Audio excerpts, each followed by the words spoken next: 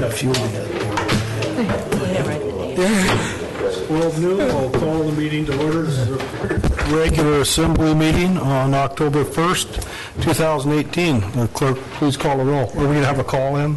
Well, I don't know if she's on yet, but... Okay, we'll just recognize her if she does call in. Clerk, please call the roll. Okay, Brandy? Excused unless she can call in. Mark? Here. Jay? Here. Nancy? Yes. Jeff? Here. Eric? Here. Kurt? Yes. Okay, we have 6 of 7 assembly members present, and we're, I think, expecting Member Morrell to call in. Time for the voluntary Pledge of Allegiance. Pledge allegiance to the flag of the United States of America, to the republic for which it stands, one nation, under God, indivisible, with liberty and justice for all.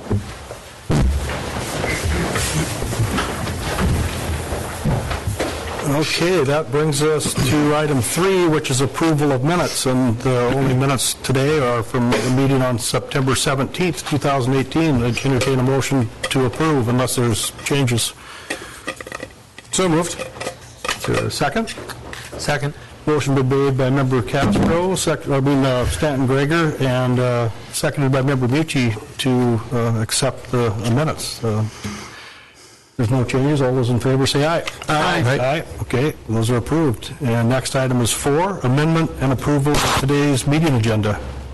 Member Strand. I'd like to amend the agenda to remove item 17B from discussion items. That's the discussion on Viking cruises. Yes. Is there a second? I'll second that. Okay, motion been made by Member Strand, seconded by Member Walder. Any discussion? I think we just need to delay this. We have a lot of things to discuss, and there really is, it's completely unnecessary to discuss it at this time. Member Walder. The reason why I second it is because I think this needs to be a community discussion before it goes on record. Okay, I wanted it on the agenda today so it would be made aware to the public of the potential of a 900-passenger ship coming to Petersburg in potentially 2020. I think it's a community discussion that needs to take place. So it doesn't necessarily have to take place in this form at this point, but at some time I think it needs to be an official discussion, in my opinion. Any other discussion? I agree. Okay. Just to clarify, we're voting right now to remove that from the agenda, correct? Correct. Okay. Yes. Yep. Well, seeing no other discussion, will the clerk call the roll? Eric? Yes. Kurt? Yes. Jeff? Yes.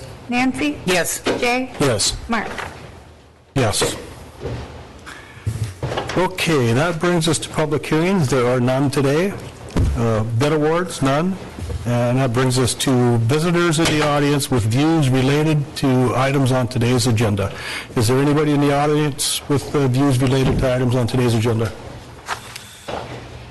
Seeing none, that is closed. Visitors' views unrelated to items on today's agenda. Are there any visitors in the audience with views? Please step to the microphone, state your name and who you represent, please.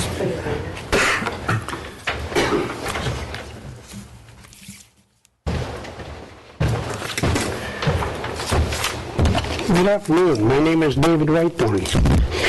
Thanks for the opportunity to talk to you folks. I think our agenda just got changed on an item that I would like to discuss with you, and that's that 900-foot or 900-passenger turboat. Our community doesn't have the facility to handle 600 of these people on our streets. We have no bathrooms.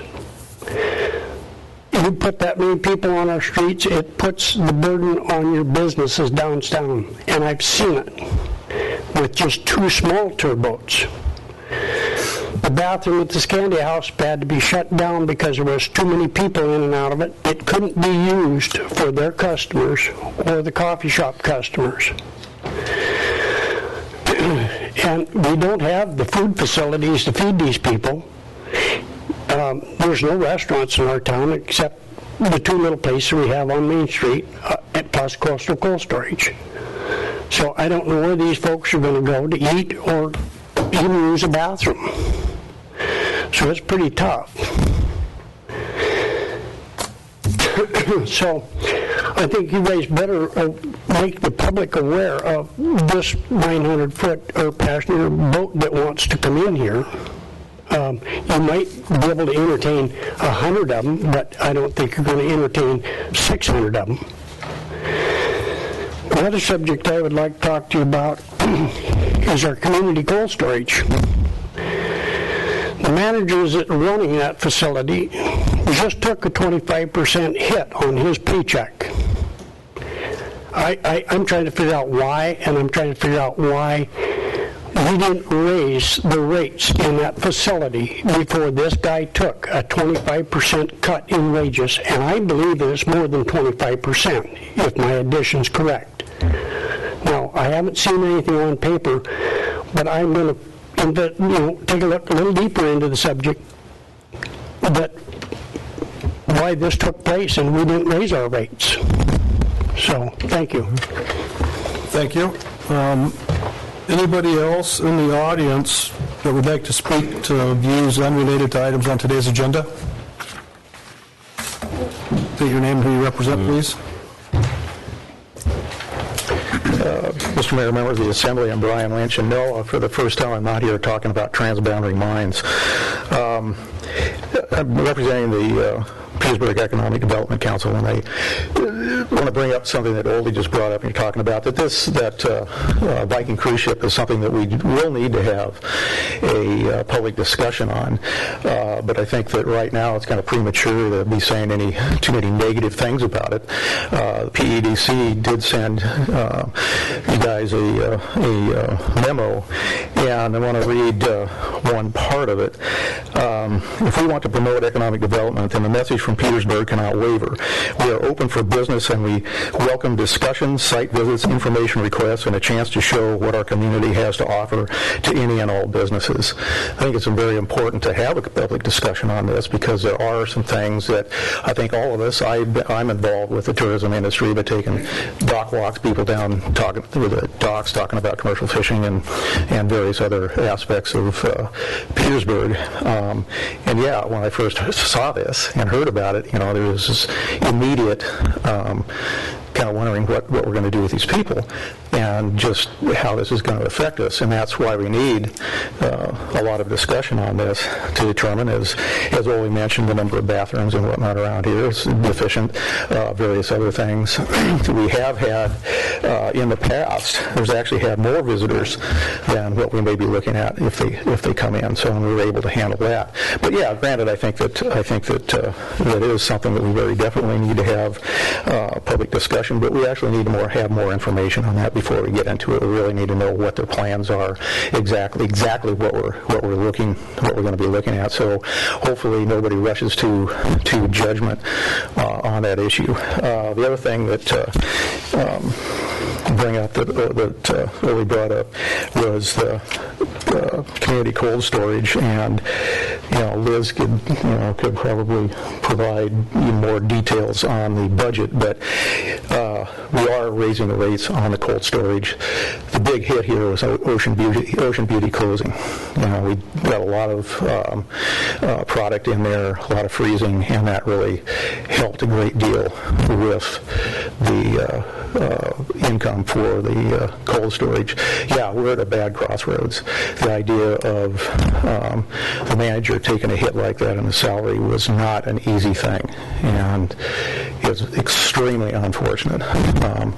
For the record, Marv is a pretty good friend of mine, and I just really regretted having to do something like that. It's never easy, but there are a lot of factors involved here, and we are looking to raise the rates now to try to correct the situation, and hopefully we're going to have more businesses that want to utilize that here in the future. But it's a tough situation right now, and it wasn't really anything that anyone had planned. And he's right, we probably should have raised the rates a long time ago. But anyway, that's something that we are looking at now. So anyway, thank you.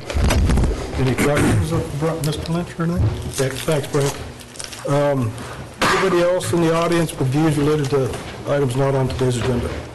Hi, my name is Mara Lutomsky, and I represent the Chamber of Commerce. I just wanted to thank you for removing Viking cruise ship discussion from the agenda today, and I wanted to let you and the community know that the Chamber and Viking Travel would be happy to host a community discussion. We were both there at the meeting with Beata from Viking Cruises, so we would be able to provide somewhat some information about what they are looking for. Really, right now, they are in the preliminary phase.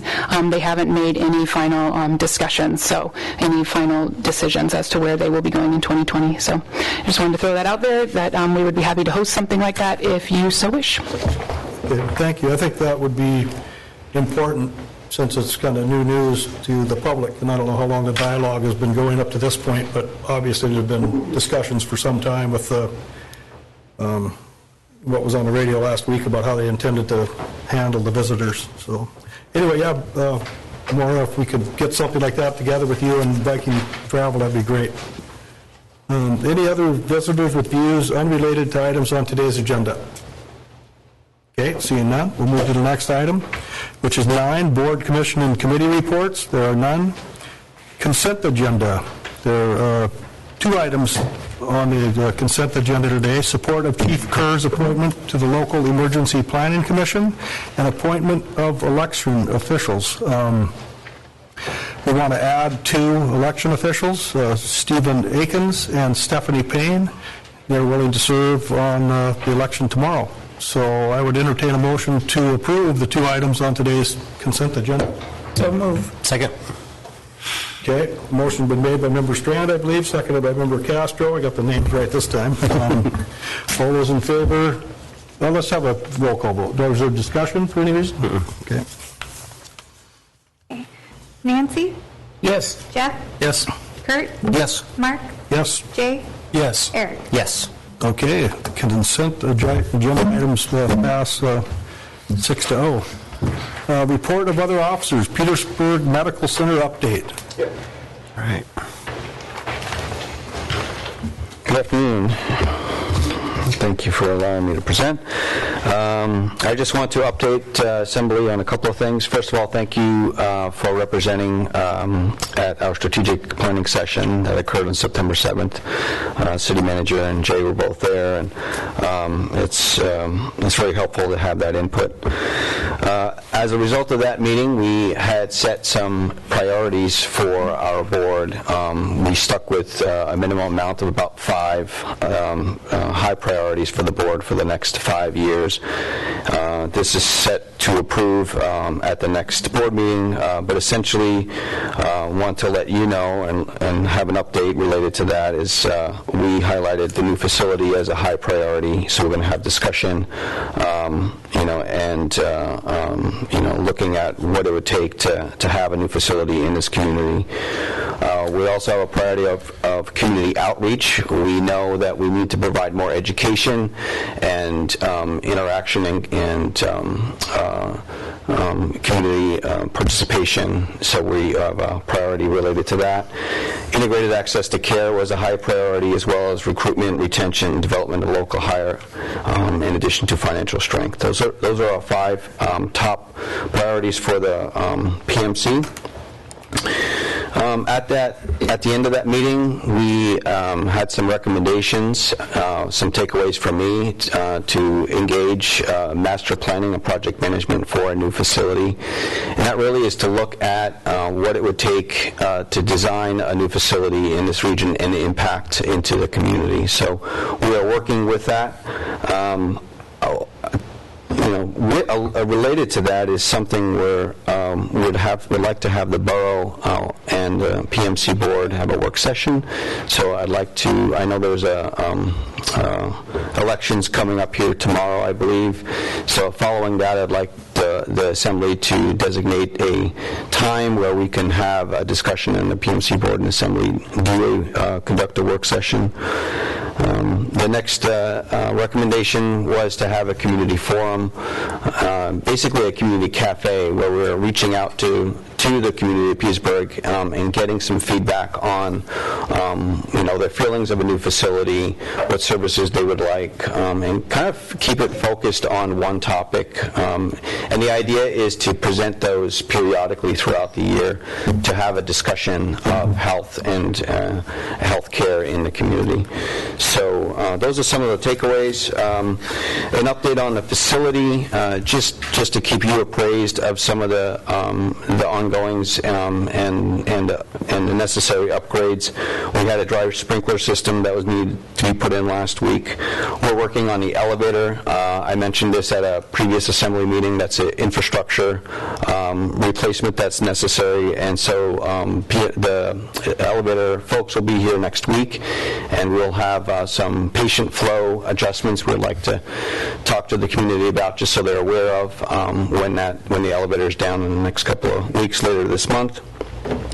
We're looking at changing the ER doors. They're basically non-functional right now, and we're trying to, as part of the capital improvement or capital budget this year, and we're looking to replace those. Again, I heard the forum, and it seems like there's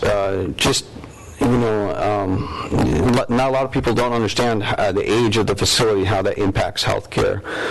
We need to follow regulations similar to the FAA. So when we have a facility and providing health care, you have thousands of regulations that we need to follow.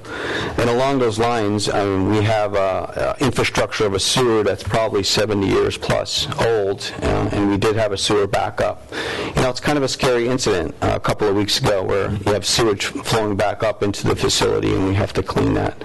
So luckily, we have excellent staff. We're able to clean it. They're able to get it back up into compliance. Infection control comes through and assesses it to make sure we're able to provide services. So it's just an idea. It's something that you may not know about, but in the day-to-day operations, it's something that weighs on me significantly, coming here new and seeing a facility. So, I know, it's not, well known of all the different things on the day-to-day, but I'd like to share some of those with you so the community is aware of that. Regulatory statutes are always a burden on small facilities. A couple of things that we were required to do is have a survey. Every 3 years we have something called a critical access designation.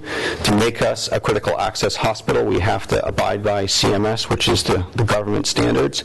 And we had surveyors come on site 2 weeks ago.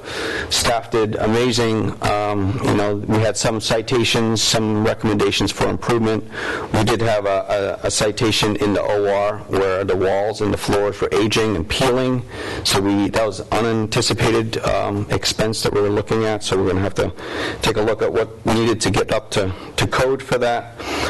The governor passed some price transparency. Obviously, healthcare is very expensive, so the governor has taken an initiative to have more transparency in pricing with healthcare facilities.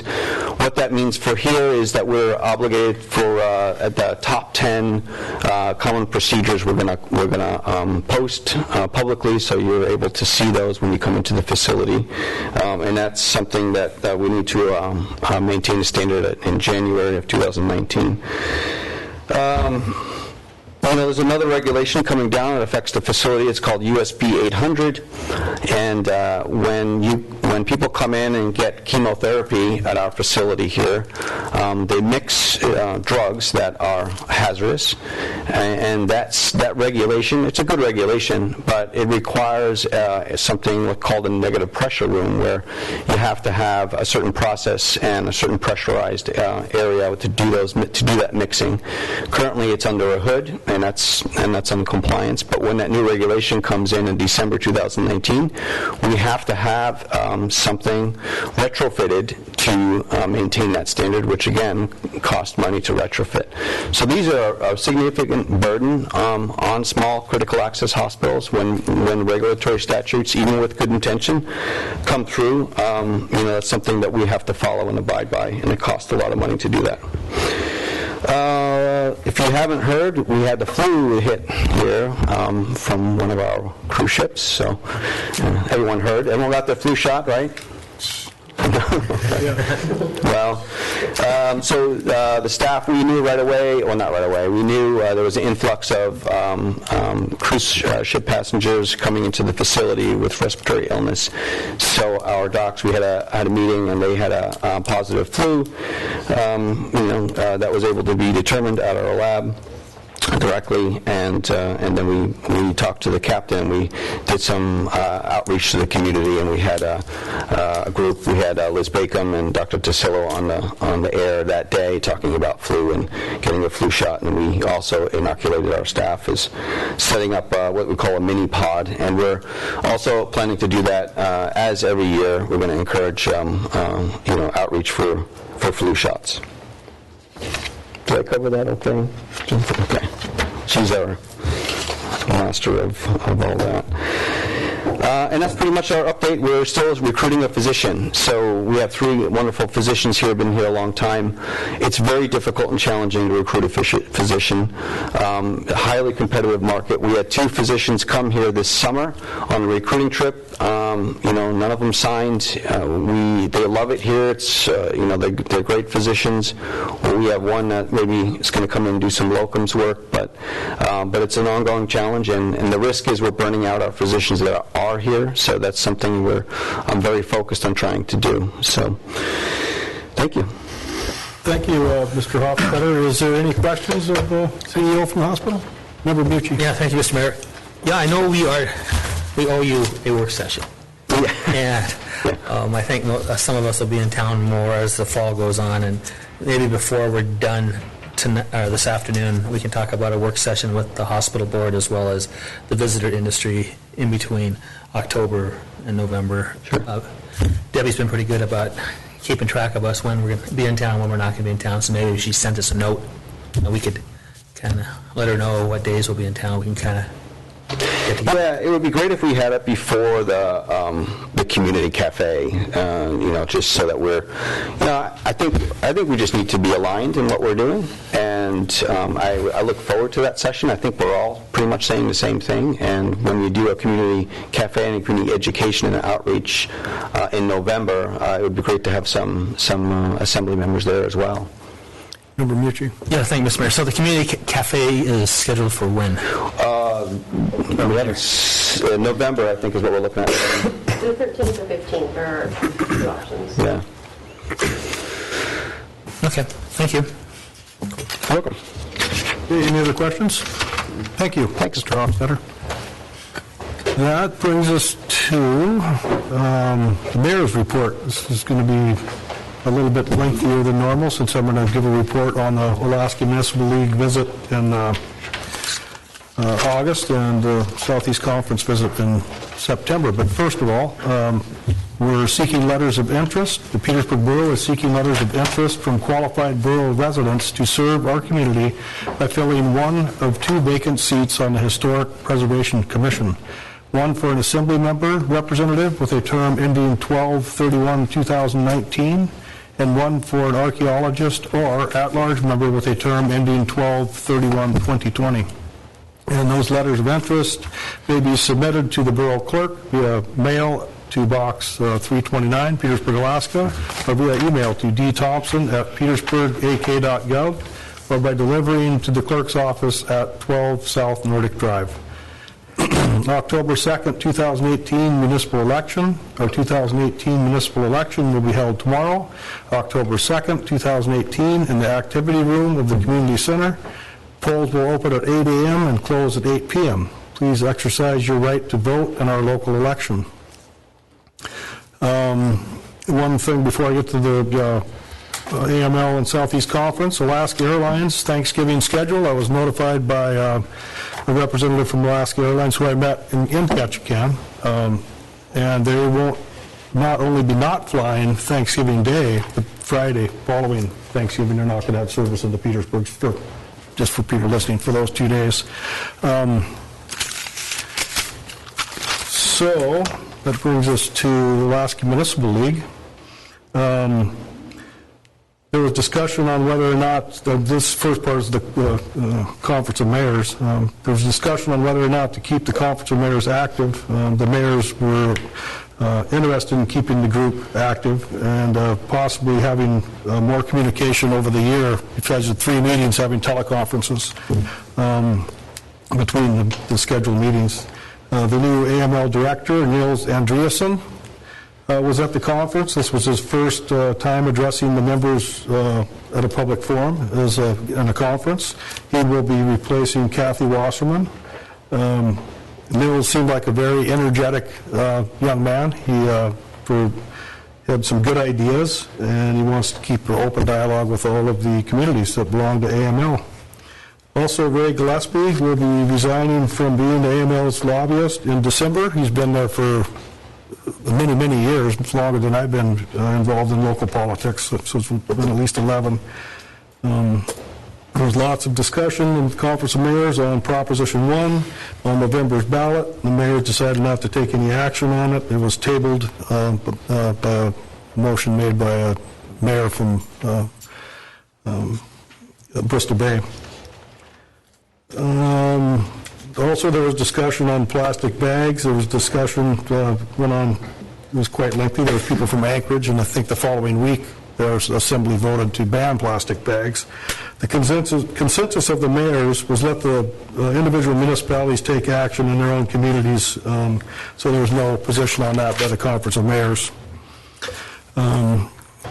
Options for moving forward, things to address. Taxes on online purchases was a big discussion.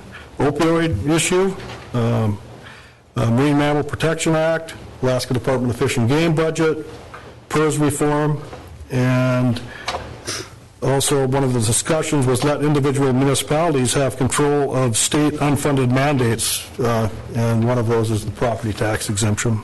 So we'll see where that goes.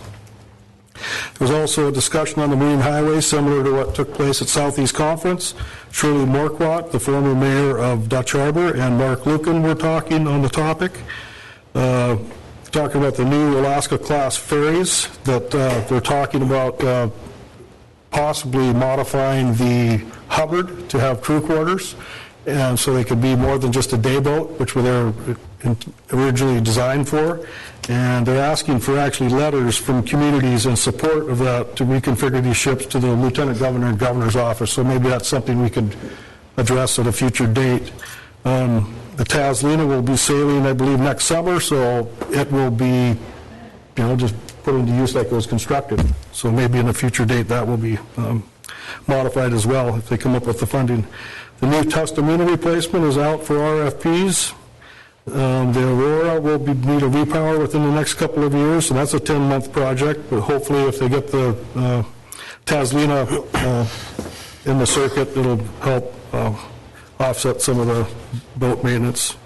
And Dave, correct me if I'm wrong on any of this stuff. I know you're more up to speed on this than I am, but it looks like the Southeast Conference and the state, they're trying to come up with a board of directors type of management for the ferry system, similar to what the railroad has, instead of a director from Alaska Department of Transportation public facilities that can change, at the, I wouldn't call it a whim of the governor, but it's an appointment, so there's no continuity there.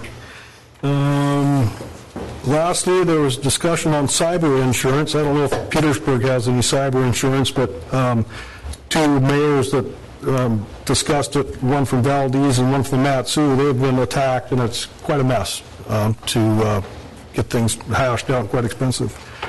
Alaska Municipal League Conference, this is on top of the Conference of Mayors.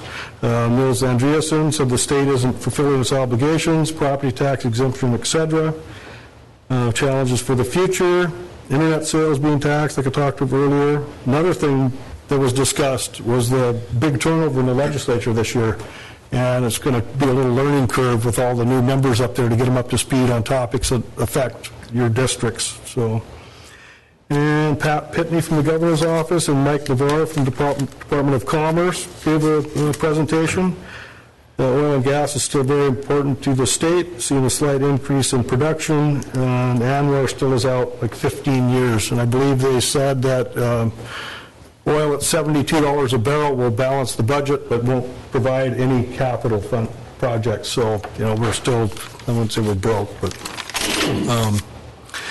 thought this was interesting. Currently, the investment income from the side of the permanent fund that we get our checks from is earning more money for the state than the oil industry is right now. So if that money gets spent down, either by fully funding the permanent funds to the way it's supposed to be, they're trying to think of the right word, that the formula they use, that money could be gone in 2.5 years. So that's a big income for us. Thought this was also interesting, maybe not a good thing, but the most tax money generated in the state comes from marijuana, alcohol, and tobacco taxes. So I don't know if that's something to be proud of or not. But then at Southeast Conference, pretty much the same discussion on the Marine Highway. Mark Lucan, Commissioner of Transportation, was there. Shirley Morquat, again, Executive Director of the Marine Highway, and Captain John Falvey, Jr., the General Manager. There was discussions from the mining industry, the visitor industry, John Binkley, and I believe Member Mucci touched on this with his report from Southeast Conference. There'll be a 25% increase by 2020 because of the bigger ships and the more number of sailings, and that will bring the number of passengers to the state up to 1.3 million. The seafood industry, there was a good discussion on mariculture. Mark Scheer is developing a 125-acre farm near Craig. So that's going to be interesting to see how that works out for them. Communication industries were there as well. Gold Belt, the Vice President of Alaska Operations, McHugh Pierre, gave a presentation at Southeast Conference on what Gold Belt is currently doing in Alaska. He mentioned Hobart Bay.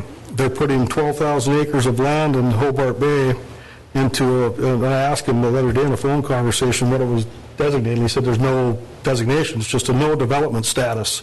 And they generate income from giving it that designation. And so they could still do small development on that land. I talked to him on a break after his presentation. He is interested and willing to visit Petersburg to give a presentation. I thought, that'd be nice to have Gold Belt come. They've talked about it in the past, and it's never come to fruition. But he was talking maybe as early as the 5th of November, but we've got a lot on our plate, so maybe, if you don't mind, I could communicate with him again and see if he'll come at a later date. But I believe Gold Belt is the biggest individual landowner within our borough. Most representatives from industry that talked at the Southeast Conference were against Proposition 1 on the ballot, and Southeast Conference has actually taken a position against it. So that is all I've got for the mayor's report. I don't think I left anything out. Alaska Municipal League. No, wait a minute. Alaska Municipal League Annual Conference. Mayor Jensen will be attending the AML Annual Conference in Anchorage in November.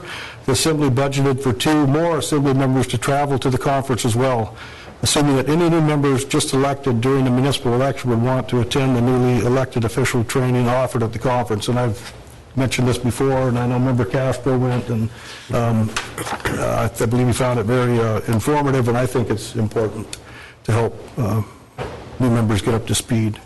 Any questions? Yeah. Did Southeast Conference say why their position was against Proposition 1? I think they're worried about it being too restrictive for permitting, and that's just the position they took. I don't know when the vote was taken, but and I know the mayors at the AML didn't want to get involved in it, so they didn't, because you got mayors from all over the state, and just like I said, a motion was made by the mayor of somewhere in Bristol Bay to table it, and maybe they will take a position after the election. They said, which I guess it kind of makes sense. Anyway, I don't have a really good answer for you, Nancy, but I remember Strand, you could probably get a hold of Southeast Conference. I can give you a contact. I just wondered, and of course it would be after the election. Well, this is if Southeast Conference already has, but the mayor has decided not to say anything officially until after the election. One other thing, and we'll have discussion on this later when we're talking about the scheduling for the discussion on the rezoning and redistricting document that Director Cabrera has put together. I will be out of town from November 12th through the 16th at Alaska Municipal League, and then I'll be gone through December 1st. So that's it for the mayor's report. There is no manager's report today. The manager Giesbrecht is out of the office. So if there's no discussion on any of that or questions for me, I'll move on to the next item, which is 14, unfinished business. There is none. New business. The first item is Resolution 18-12, 2018-12. A resolution in support of the Alaska Salmon Hatchery Program and urging the Alaska Board of Fisheries to further its understanding to the importance of the program to all Alaskans. I would entertain a motion to adopt Resolution 2018-12. So moved. Second. Motion made by Member Castro, seconded by Member Strand. Is there any discussion on this resolution? Member Stanton Gregor. Thank you, Mr. Mayor. First off, I'll definitely be voting in support of this resolution because the salmon hatchery program has been critical to our fleet here in Petersburg. And as we know, salmon is the lifeblood of this community, and making our stance clear in support of this salmon hatchery program seems like a straight no-brainer to me. So I'll be voting for it. Thank you. Any other discussion? Member Mucci. Thank you, Mr. Mayor. Yeah, I'll be voting for it as well, but I was wondering if I could add an amendment to this in the last whereas, instead of just having Southern Southeast Regional Aquaculture Association, including the NSERA in there as well. I mean, I think they're both important to Southeast Alaska. I don't know if you want So is that a motion to amend then? Yes, please. Okay. Is there a second to the motion to amend to add? Let me get to the... It's the last whereas on page 6 of that. What's the last whereas on the first page? Yes. Is everybody on board with that? You find it? Oh, yes.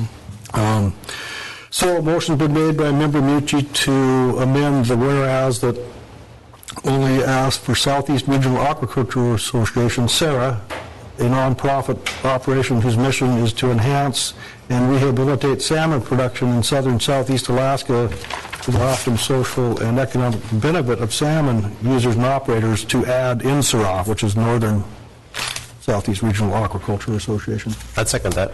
Yeah. Okay, discussion? No, Member Mucci? Yeah, thank you, Mr. Mayor. Yeah, I'm not sure if when we put it in there, if we need to add in all the facilities that they have in here for Southern Southeast Regional Aquaculture Association. I suppose we could get a hold of the person who sent this to us and see if they need to have the actual geographic locations of all the hatchery release sites. You know, I don't know. Debbie might be able to clarify that more. This actually came from Julie Decker in Wrangell. And Debbie actually used a couple other resolutions, I believe, too, the clerk did from Wirral. I did. I looked at the Ketchikan resolution and the Wrangell resolution. There was a suggested resolution. I looked at the Ketchikan and Wrangell resolution and added in just pertinent information to Petersburg to make it our resolution, which is why it talks about SSRAA and where they have their hatcheries and where, how many they release from Petersburg. But I would be happy to gather the very same information for NSRAA and add it into the resolution. Any other discussion? Member Walter. My question is, why didn't NSERA, I'm sure they're well aware of this, didn't ask to be involved in this at the same time? Well, I don't know if they had input into the draft, into the other resolutions that the other communities put out that have already endorsed them that the clerk used to model ours. So I think NSERA is good. Follow-up question. Yeah, I'm not opposed to adding them to this, but you think we should check with Mr. Reifenstahl over in Sitka before we add them to this list? I mean, is this real important to get done today, or can we table this until we find out from Steve if he wants to be on here? It's time sensitive. I think it has to be in within a few days. Well, but I can certainly call him anyway and talk to him and add in what he would like me to add in. I can share the resolution with him. Okay. And then as long as you guys are okay with it, I can have the mayor sign it. Yeah, I'm not going to die on this hill. I was just questioning why he wasn't involved in this to begin with. So, okay, thank you. Yeah, Member Castro.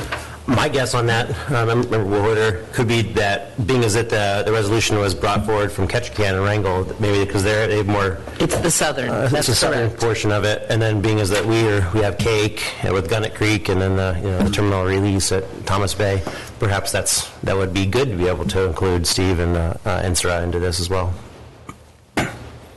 Which makes sense to add that, I believe, because a lot of the fishermen from Petersburg and all over southeast fish in Sitka and Juneau, Northern waters. Insera release sites.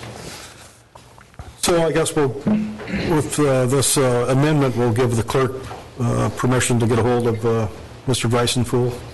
Can't pronounce his name. Reifenstuhl. Reifenstuhl from Insera. And then I can't remember when the deadline is, Debbie, but I think it's a couple days. Well, I know that they need it soon for the Board of Fish meeting that's Exactly. coming up in November, is that correct? But this, But they would need to put their packet together and everything, so. there is a deadline, time sensitive. Okay, On I this. haven't heard the deadline, but I will find out what it is. I've had a conversation with Max Mohat, it's on the USAG board, he's soon to be the director of USAG, and he said it is time sensitive, and Julianne Curry as well implied that. I should have written down the date, I guess, so I can give you more accurate information. Sorry about that. So anyway, we will, if there's no other discussion, we'll vote on the amendment to add Insera to that whereas. Clerk, call the roll. Mark, Yes? Jay, Yes. Eric, Yes. Jeff, Yes. Nancy, Yes. Kurt. Yes. Okay, if there's no other amendments, we will take a vote on passing Resolution 2018-12 as amended. See no other discussion. Clerk, call the roll on the main motion. Okay, Kurt, Yes. Jeff, Yes. Nancy, Yes. Eric, Yes. Jay, Yes. Mark. Yes. Okay, that resolution passes with unanimously with the members present. Next item is B, 18-312, certification of the October 2nd, 2018 election, and this is, we have to pick a day, and we have until, we have a week from the election tomorrow, so we have till close of business on the 9th. Part about this is we need a quorum to be present. You could call in and vote, we need 4 people here. Do we need to make a motion to pick a day, or? Member Strand? I'll move for October 5th, Friday. Second. Discussion? Thank you, Mr. Mayor. I'll be here. I'm reading this a little different. It says Thursday, October 12th. Clerk Thompson, which one is the deadline? Yep, I blew it. Fair enough. I looked it up, and we have 7 days instead of 10. Thank you, Mr. Mayor, for clarifying, and thank you, Clerk Thompson. Yeah, we got clarification over for the meeting. Understood. That is all I had. So who can be available on the 5th? I'll be here. Not it. Oh, that means I have to come Well, back. I'll be here if I'm reelected. No, because You'll be here one way or you the have to other. be here because you're seated to canvass the election Okay, until well, after the I'll be election. here then. Yeah. 1, 2, 3, Jay's going, I'm out of town, yeah. Eric's going. Wait, so I should be there too then? You can, Yes. yes. Oh, okay, yeah. If you're in town. Yeah. Yes, I'll be okay. in town. So that gives us 4, is It would that? be your last official duty since you're not running for election, but, yeah, the seated assembly has to canvass the election, I believe. So was that Nancy, Jeff, Kurt, and Eric? Yes, and I will, we have to pick a time. How about? 9 a.m. Well, I won't be here then, because I will be leaving today and coming back on Friday, but I won't be here till like 3 in the afternoon. Doesn't make any difference to me. Yeah. I'll be here all day. Yeah, whatever works for you, Mark. Well, I don't want to be the one making decision, but I'll be here that day, and let's just 3 o'clock in the afternoon work? If you think you'll be here, yeah. Yeah. Okay, scheduled for that day. 3 o'clock, Friday, October 5th. Yep, Thank you. let me make a note, so I don't forget when I'm out hunting. Okay, we have picked the time and a day. Okay, proposed development code scheduled for review. Entertain a motion to approve the schedule as presented by PDC Director Cabrera. So moved. Second. Okay, motion's been made to approve this by Member Mucci, seconded by Member Strand.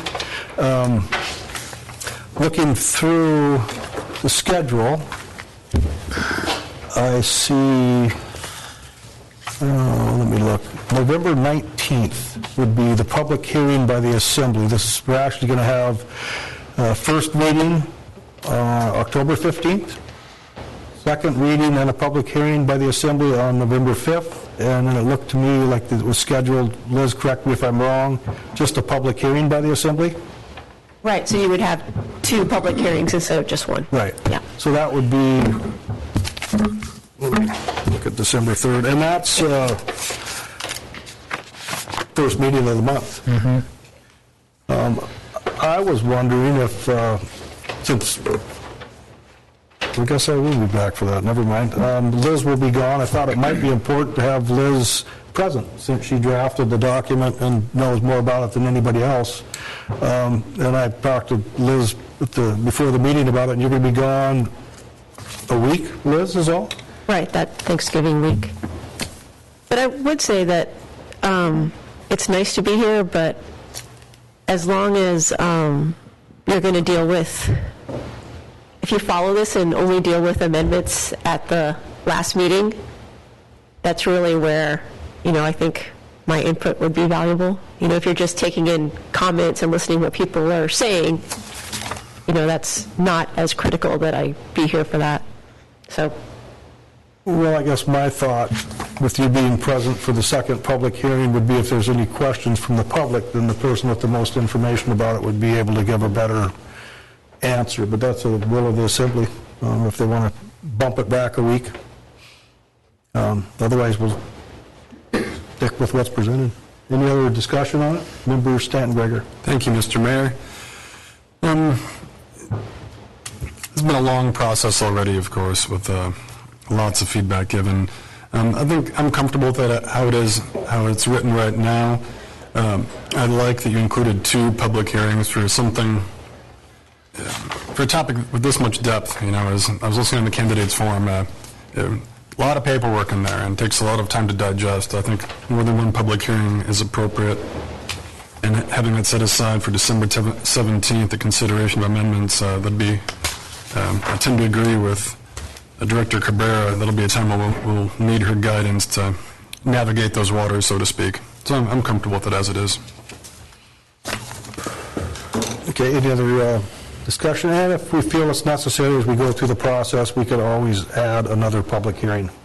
I don't see, we could amend it to add another public hearing. And like Member Stanton-Greger was saying, it is quite in-depth, so we need, again, all the public input and time for them to be able to discuss. So anyway, as we move along, it's October 15th is the first reading, November 5th, second reading and public hearing by the Assembly, November 19th, public hearing by the Assembly, December 3rd, public comments accepted but no formal hearing, December 17th, consideration of amendments and third reading by the Assembly, and then next scheduled meeting is January 7th. So that is irrelevant if we've already had the third reading, correct? Yeah, I just put it on there so I would know in case you wanted to adjust things, but. So yeah, all the information I believe is available online, and I don't know, do you have any hard copies, Director Cabrera, if people are interested in picking up, I know you have the summary, then you have the full document. There's hard copy at the library, there's a hard copy at the front desk here. I have a hard copy, and then we can always certainly make a hard copy for anyone who prefers that.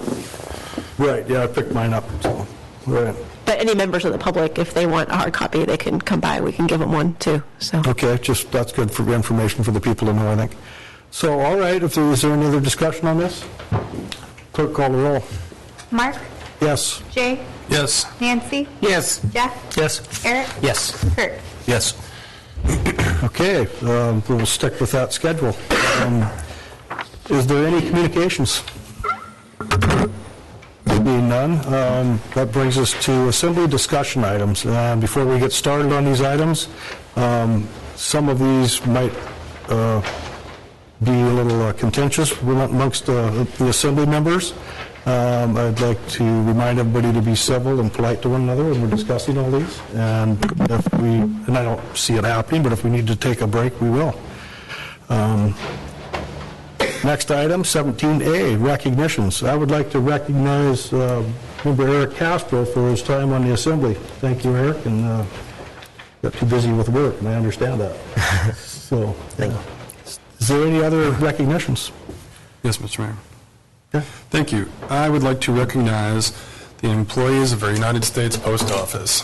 Whenever I go up there and pick up my mail, I see people going behind, grabbing stuff, and during the Mercury cleanup, they were up at the PIA building and going to get my mail, and it was like being at the post office only without any walls and seeing what really goes on behind the scenes, and these people are in constant motion, more or less.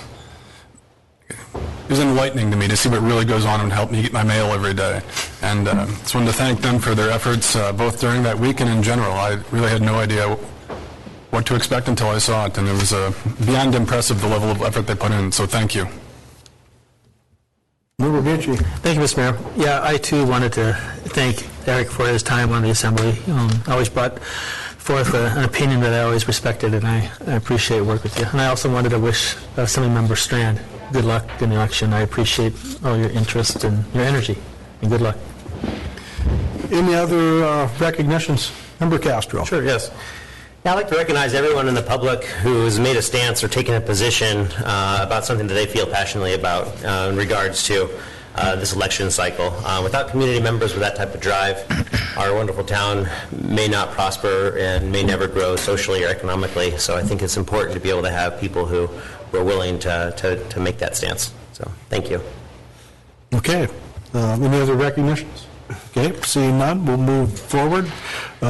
Item B, discussion item, has been taken off of the agenda. That moves us to 17C, Petersburg Recycle Program, and Member Mucci asked to have this discussion. Member Mucci. Thank you, Mr. Mayor. Yeah, I don't intend to talk about it much today, but I would like to have it on the agenda for the next Assembly meeting on the 15th, just to kind of, I'm hoping to get a report from Director Cotta on some of his thoughts and ideas about where we're going with this recycling program.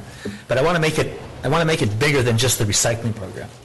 I want to look into the composting component of it. I want to look at the recycling component of it, and I want to look at the solid waste component of it. Me personally, I'm not in favor of doing away with the recycling program. I think you can't be a good citizen of the world if you're going to start throwing all your crap in a landfill.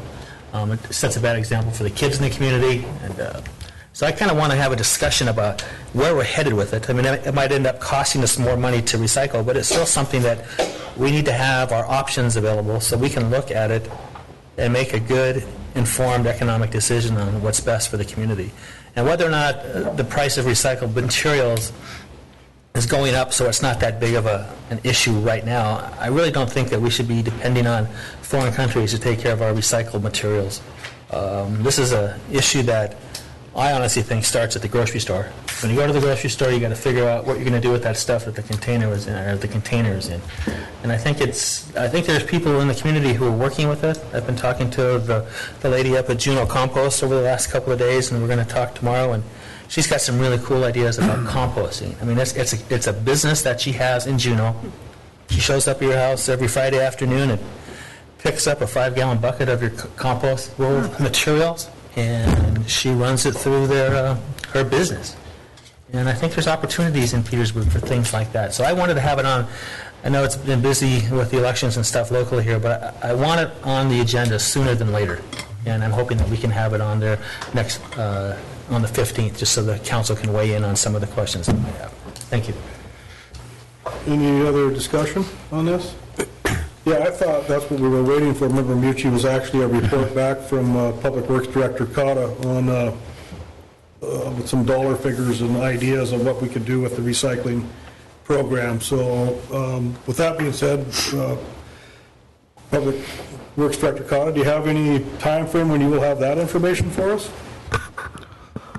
I can have some basic information ready on the 15th, sure. And at least enough to keep the conversation going. Okay, one thing I would like clarified, if it's possible, is when we gather the commingled recycle, we ship it to Republic, is that correct? Yeah, they actually ship it. Right, so I was just wondering if when it gets to them, if it actually goes into the recycle system or if it goes into a landfill down there. And I would hope it goes into the recycle system. Yeah, right now they're recycling, what we send them. So I know there is costs associated, so we'll cross that bridge when we get there. All right, any other discussion on that topic? Okay. We'll move to the next one, item D, and this was also put on the ballot, or on the ballot, that's tomorrow. Agenda by Member Michi requests discussion of a resolution requesting a forensic audit of the U.S. Forest Service Tonka and Big Thorn integrated resource timber contracts. Member Michi. Thank you, Mr. Mayor. Yeah, this has been kind of on the back burner for several months, and this is something that I wanted to bring up. We've seen a resolution over the last couple of months that either didn't go anywhere, but I want to talk about it at the assembly level to see if there's support for taking a look at this. If there is money that is owed the Petersburg Borough and the school district for these timber sales, and the city didn't realize it, I think we need to kind of look into it. I think we'd be not doing our due diligence about holding the Forest Service accountable to make sure that the community realizes the funds that are coming. So I will have that as a resolution at the next meeting, but I just wanted to give everybody a heads up that that's going to be on there. Okay. Thank you. And I talked with the clerk about this earlier this morning, and she, from the discussion we had months ago, and I can't remember when it was, a resolution that a person from the public submitted, and Debbie's kind of massaged it, and so she's got a draft of that. So we aware of that, Member Michi? Mm-hmm. Okay. So, all right. That'll be on the next agenda, it sounds like. Next item, E, appointed assembly representatives. And this was also asked to be put on the agenda today by Member Michi. Yep, thank you, Mr. Mayor. This is kind of going back over the Southeast Conference discussions that we've had over the last month or so, 2 months. Anyway, over at the next, when we certify the election on Friday, usually what happens is if a member wants to be a representative or a board, a commission that's outside the community, they put their name in the hat and the community or the assembly votes on it. I was just a little concerned that when the assembly voted to nominate me for Southeast Conference Board of Directors, the mayor wasn't going to accept that recommendation. And I think that's doing a disservice to the assembly by not doing what the majority of the assembly would like. Well, we might all not agree on everything. When the assembly votes and a majority of the assembly passes a resolution or an opinion, that should be the marching orders for all of us on the assembly, whether you're an assembly member or the mayor. And I just think it didn't go the way it should go. I know if I don't always agree with what Kurt says, but Kurt's on the majority, that's the way it is. I mean, I move on to the next thing and I support the assembly. But if you're not going to support the assembly on the decisions that you're making, you're doing a disservice to the community. And that's what I just wanted to bring that up, and we'll be talking about it when we go to assembly representatives to other boards and commissions. Any other discussion? And I believe, and the clerk can correct me on this, after the election is certified, then we have until the second meeting in November. I believe it's the first meeting in November. We have 3 meetings, so the second one in October and the first one in November. And that's what I was intending to do, and it's just like we did last year, appointment by the mayor with this approval of the assembly, so it does take a vote if the members don't approve with the mayor's idea. And to put my 2 cents in on the issue, the only official vote that took place on this issue was to put Member Michi's name on the ballot. There was no direction on how the representative was to vote. So I guess there's different views on that. So anyway, any other discussion? Member Stanton-Gregor? Thank you, Mr. Mayor. Just as a point of clarification then, in terms of your role as mayor for Petersburg, did you cast your vote for Member Michi at Southeast Conference to represent Petersburg and Petersburg's interests? Did I? Yes, sir. I told you how I was going to vote. Well, could you clarify for the public, please, sir? No, I did not, and the way the vote came out, if I understand, it wouldn't have mattered how I voted, it wasn't close anyway, so that's neither here nor there, but, so my vote wouldn't have counted, but no, I did not vote for Member Mucci. Thank you for clarifying, Mr. Mayor. So, any other discussion on that topic? The next item is F, Robert's Rules of Order.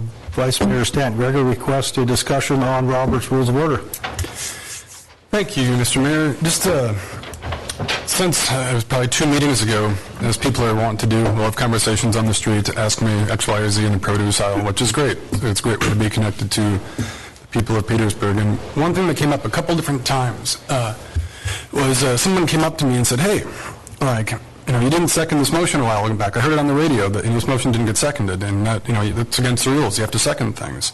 And I heard that several different times because I was brought up that the Assembly had not seconded a SEPA appointment and putting both names on the Southeast Conference. So I took it upon myself to do a little bit of Robert's Rules research, and this is mainly for the public and I guess the Assembly as well, but Robert's Rules is very clear, of course, so you don't have to give a second. It's one of the ways for weeding out things the Assembly doesn't feel the need to discuss.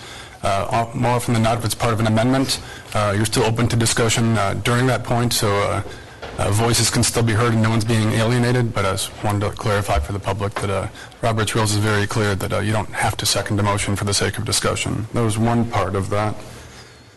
And then, let me go to my notes here. No, and the other one was, I think, would have been 2 meetings back. I know don't feel like I did my job well as an Assembly person, and I wanted to bring something for the Assembly's consideration. Is Robert's Rules of Order is really clear. Personal attacks or innuendo are not allowed during a meeting. Some accusations were leveled at the Assembly, and which is okay as long as concrete proof is given. And in that meeting, there was not. The accusation, innuendo is made that the Assembly was making decisions out of chambers, and it would have been appropriate right there for any number of members of the Assembly would have been to use what's called point of order for those of you listening at home. Point of order is very clear to interrupt a conversation if personal attacks or innuendos are being made, and I encourage any member, you don't need permission to cut somebody off, just need to be recognized by the chair. It's a great way to keep and promote the safety of the Assembly so that we know we can all speak freely and be civil and respectful. And I think we missed on that opportunity right there, and I hope we can improve upon that in the future. That's all.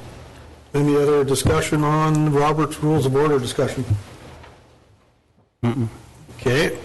That brings us to entertain a motion to adjourn. Mr. Mayor, I have a couple more things, please. So, we heard Phil talk about a hospital work session, and I'm wondering if we can, with the help of the city clerk, come up with a work session somewhere between October 9th and the 17th. I can certainly send out an email, yes, and see if that will work for everyone between October 9th and 17th. Mm-hmm. And Mr. Mayor, the other one would be a work session with the visitor industry work session somewhere between November 6th and the 21st. With what industry? The visitor industry or the cruise ship industry, and not just to look at this 900-passenger ship that's coming to wants to come to town in 2020, but just how we're doing, if we have enough infrastructure in place for the visitor industry, and if we don't, what do we need to do in the next couple of years to kind of make that happen? There's a couple things that are going on in the community, whether or not we do the Petro land exchange. There's been talk about possibly, Petro might help us put in a dolphin at the south end of the fuel dock that would have a place for cruise ships to tie up that wouldn't encumber the drive-down dock, as well as leave the fuel dock open. But there's some things out there that we need to, square away. If you say there's 900 people coming to Petersburg off that cruise ship, well, that's not really true because all 900 people are not going to come into Petersburg. But we need to find out, of those 900 people, what are they going to need?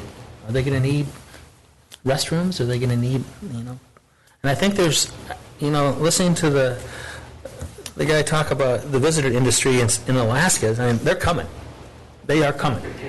And we can say that it might not be the best thing, but they're coming, and we better be ready for them. We better have this stuff up. We don't want to turn it into a T-shirt shop or a trinket shop, but there are all kinds of opportunities out there in the visitor industry that we haven't dealt with yet. And I heard a few of them when I was at Southeast Conference, and they're kind of real interesting things that we just haven't done yet. So I think there's an opportunity for economic opportunities in the visitor industry, and I want to welcome them to town. So if we can maybe send us out some kind of email that somewhere between the 6th and the 21st of November, and I'm sure we'd have to get a hold of the chamber and the... But of course, this is something the chamber's going to host, correct? Or are you wanting to host it? I don't, Mr. Mayor, I don't really care who hosts it, but I just want to know if the assembly will be, in that time frame. And I'll be in town in November. So. Well, that was the discussion earlier by the chamber representative, Nora Latomsky, was the chamber and Viking Travel would host something, and I think it should be, I'll be here until the 12th of November, but not everybody has to be here. But I think, like I stated earlier, we need total public involvement, and the thing, maybe through that discussion, we will decide if the potential, if it might even have to go to a vote of the people, if they want larger tourism in Petersburg. And everything needs to be laid out on the table. I agree with you, Member Bucci, at the Mr. Binkley at Southeast Conference was very excited about the growth in the tourism industry. If you listen to the discussion by borough managers around the state, it's taxing their infrastructure. So with the growth of it, they've got to, like you say, adjust. But I would like to, have the public involved in it to see and try to get an idea what the net gain is. I mean, if you have to build infrastructure for them, who's going to pay for it, who's going to maintain it, and all those expenses that come along with potential expansion. So I agree, we need to have the discussion, and we'll see what the clerk comes up with for a schedule.